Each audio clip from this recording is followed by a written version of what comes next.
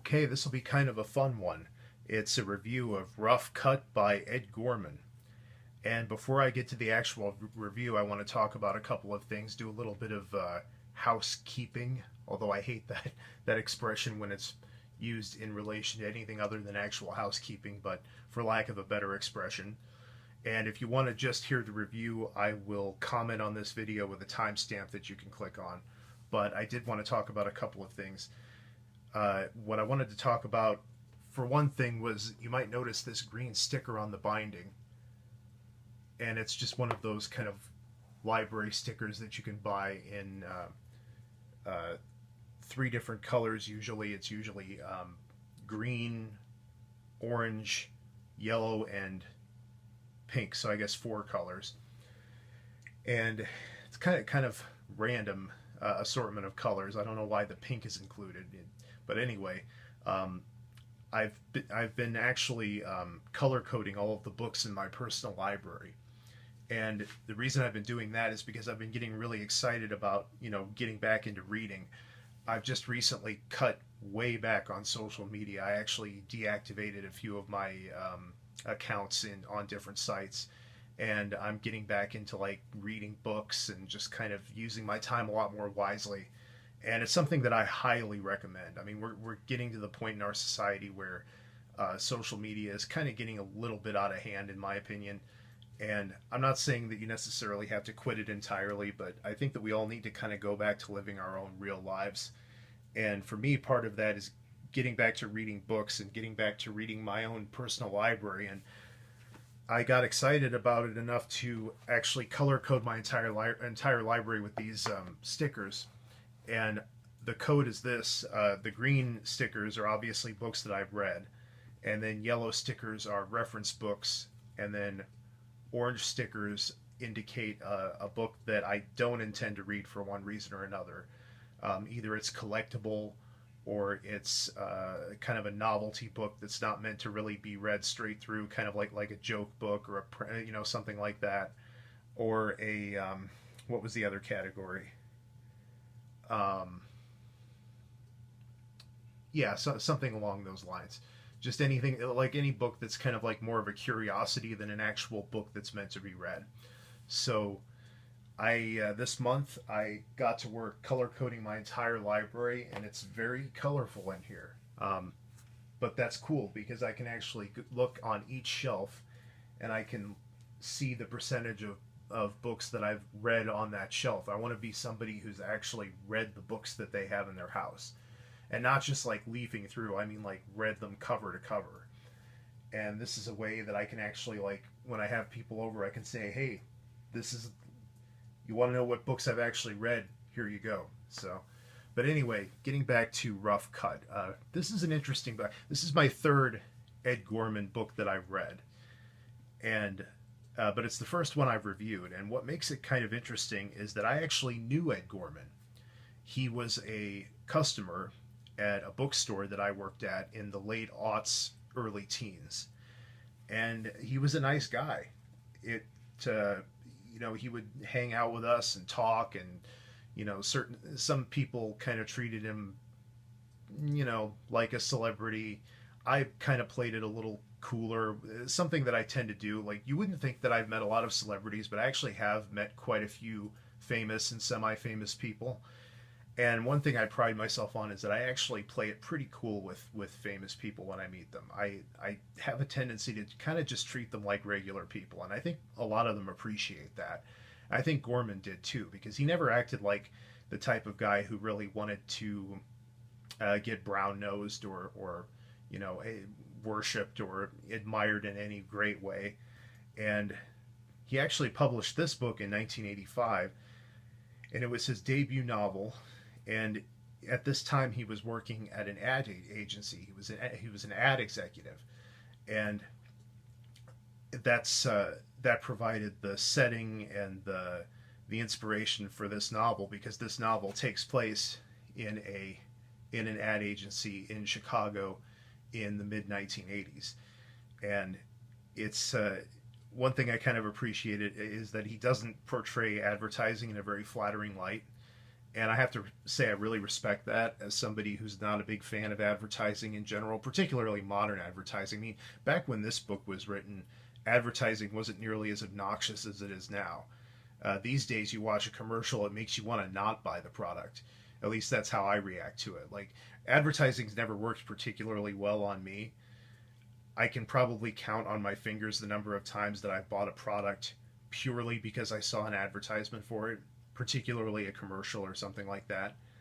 And like I said, oftentimes when I see a commercial, either on YouTube or on TV, it has the opposite effect that they intended. They want you to buy the product. It actually makes me want to not buy the product and punish that company for having such a crappy marketing department and kind of insulting my intelligence and my sense of humor and everything. So, but anyway, Rough Cut is it's not a long novel. It's 150 pages.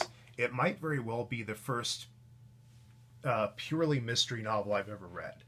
I've read novels that had mystery elements, and I've read a lot of science fiction novels that had a mystery, that were sci-fi mysteries. You know, Asimov did a lot of sci-fi mystery. A lot of his robot novels were really mysteries that happened to be science fiction. But this is the first purely mystery novel that I think I've ever read, besides his other two novels, which really were more suspense than mystery. So yeah, this is the first really mystery novel that I think I've ever read, and I liked it. And the fact that it's his first effort, his first publication, it's remarkable. I mean, he really hit the ground running, and it's particularly impressive when you consider that he was middle-aged at this point. You know, he didn't get started when he was young like Stephen King. He got started later in middle age, and that's probably why his career never really took off to the point to the level of, like, say, Stephen King or Dean Koontz or John Grisham or whoever. Is that he just got started later, and he didn't have as much time to. But you know, he did put out a lot of books, and he was prolific, and he had a lot of creativity in the last few decades of his life, and I have to really respect that. Because I mean, me personally, I consider myself a creative person, but I'm not nearly as creative as I was, say, when I was younger. I think that as you get older, you just tend to lose a lot of your curiosity and a lot of your creativity, and I think I still have some, but it's just not like when I was young. But the fact that he was in his 40s, 50s, 60s and still able to, you know, pull entire novels out of his head, it's remarkable. I have a lot of admiration for that, and it actually makes me wish that I had gotten to know him a little bit better when I had the chance. Because, like I said, I did tend to sort of play it cool a little bit, you know, polite and everything, but just not seeking him out exactly. Although I did talk to him a little bit and have some conversations with him, but I didn't, you know, like I said, I wasn't kind of a hanger-on like I think a lot of people there may or may not have been. But another thing to point out, and I want to read you this blurb here, but kind of cool thing, it's autographed. And that's something I didn't notice until I started reading the book. I was like about a quarter of the way through it before I noticed that it was autographed. Doesn't increase the value. I've actually run across a lot of autographed mystery novels. They're pretty common, but it's just cool, you know, that it's autographed, and he actually held this book, and it's just kind of a neat thing to put on the shelf. But I wanted to read to you this one blurb. It's a fine mystery that breaks new ground in the way of combining the best elements of the so-called English school and the American method, while allowing the reader a peek inside the subculture of the advertising industry. The writing is lean and visual, the characterization sharp, the mood at times somber, at times terrifying, and always compelling. All in all, an excellent first effort. I think that's a good summation of this book. I mean, the writing is very conversational, it's very sharp, it's very punchy. There's not a lot of unnecessary reflection. It's just the right amount of reflection. It almost comes across as kind of hard-boiled, and it gives, at moments, it makes you think that maybe it's kind of a noir. And if you read the book, you'll get what I mean by that. I don't want to say too much. The ending was not what I thought it would be. I thought it would have more of a noir ending to it, and it didn't. what I would call not a noir ending, more like a conventional mystery. And it's not a detective story in that you can't really know who the killer is based on evidence, um, at least not until like the last few pages of the novel, because the key piece of evidence that kind of gives you the proof of who, and even then it's not even proof. Well, it is proof, but the last key piece of evidence that really kind of tells you who did it is in the last few pages of the book. So it's not like a Sherlock Holmes story where you are given all of the evidence along with Holmes, and you can. They're not all like that, but you know what I mean. Where a lot of detective novels, you can kind of figure out who done it along with the detective, and that's part of the fun of reading a detective novel, is that you can kind of prove your prowess as a detective. This is not really a detective story. This is more like an actual mystery. And when they talk about the American method and the British method, I tried to look up what that meant, what the American method of mystery is versus the British, and I didn't really get a straight answer. But a couple of techniques that I noticed in reading this was that, for one thing, for long sections of the book, the main character knows something that you don't know. Like he'll say, I reached into his into this the pocket of this jacket and saw a newspaper article, and I and I knew that I'd have to deal with this later, or something like that. And he doesn't tell you exactly the significance of that, or there's another scene where he's in a park, the main character is, and he sees somebody, but he doesn't tell you who he sees. And so I don't know if that's part of either the American or British method, or neither, or both. But I thought that was kind of an interesting way of telling the story, having the main character actually keep information from the reader for short periods of time to make you wonder what exactly is going on. Then another thing I noticed was, and this is to Gorman's credit, because a lot of authors, I think what really separates a mediocre to bad author, say like, frankly, kind of a self-published type author, or an author who goes with sort of a low tier publisher, and they're really just there because the publisher needs content. The difference between that kind of a writer and like a truly skilled writer or author is the ability to write a story for the reader instead of for yourself.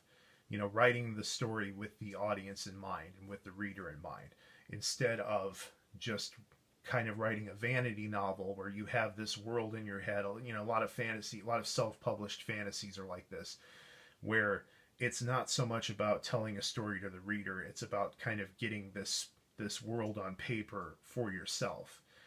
And I don't know, maybe some mystery authors are that way too. I would guess fewer, because when you're writing a mystery, you have to be very aware of the reader and aware of your audience, and make sure that they're following. And that's one thing I like about Ed Gorman's writing, is that he's very good at kind of holding your hand a little bit. He's good at sort of like, if a character comes into the scene, and this happened to me a couple of times. I didn't recognize the name right away. It was a character who had been in the book earlier, but it's like, who was that?